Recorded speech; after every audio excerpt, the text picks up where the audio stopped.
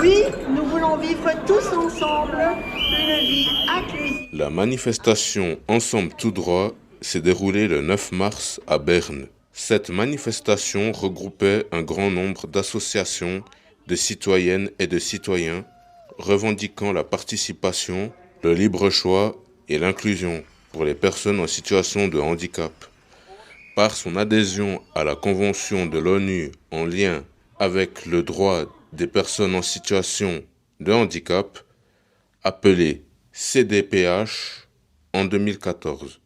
La Suisse s'est engagée à garantir l'inclusion, l'égalité et l'autodétermination. On est venu parce que c'est pour les droits des handicapés puis les droits de la CDPH. C'est pour ça qu'on est venu, surtout. Et on est venu une bonne vingtaine de personnes. Parmi les personnes sans handicap en âge actif, 84% exercent une activité professionnelle. Un taux qui tombe à 68% chez les personnes handicapées, sans même parler des personnes qui ne vivent pas à domicile et qui ne sont même pas inclus dans la statistique.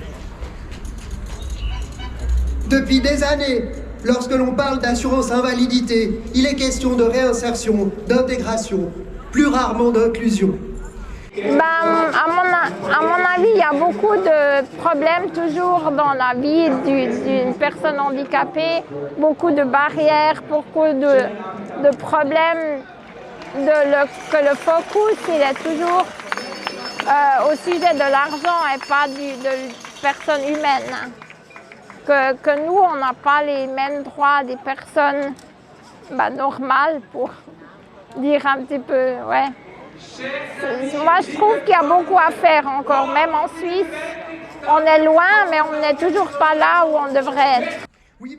À ce jour, la Convention n'est pas mise en œuvre de manière adéquate. Pour ce faire, un plan d'action assorti d'objectifs concrets et vérifiables est indispensable.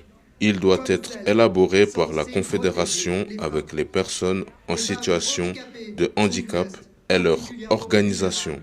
Sur le marché du travail de notre pays. Eh bien, je suis en situation de handicap depuis ma naissance. Et puis pour moi, c'est très important les droits des personnes en situation de handicap. Et j'estime que même si on est dans un pays où il y a déjà pas mal de choses qui sont faites par rapport à d'autres pays, il y a encore beaucoup de choses à faire. Et il n'y a qu'en se représentant qu'on va pouvoir faire bouger les choses. Oui, alors j'ai le droit de vote. J'ai même la chance d'avoir été élue au Grand Conseil Valaisan. Je suis la première personne en situation de handicap élue au Grand Conseil Valaisan. Donc oui, j'ai cette chance-là. Mais j'estime que tout le monde devrait avoir, parce que même si on est sous curatelle, les droits de vote et les droits de donner notre point de vue doivent être accessibles à tout le monde, en fait.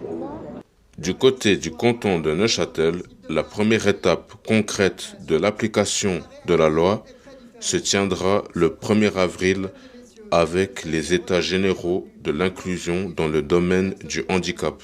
Ils s'inscrivent dans le cadre de la mise en œuvre de la loi sur l'inclusion et l'accompagnement des personnes vivant avec un handicap adoptée à l'unanimité par le Grand Conseil en novembre dernier.